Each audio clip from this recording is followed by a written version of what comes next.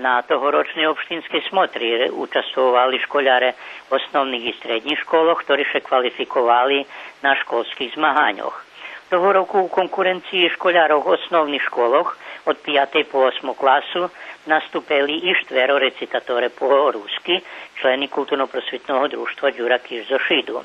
Od 49 recitatorov za zónsku smotru sa plasovalo 5 a Anna Edelinsky, ktorá recitovala písňu Michala Ramača Hvízdy, pochválená z boku žiria.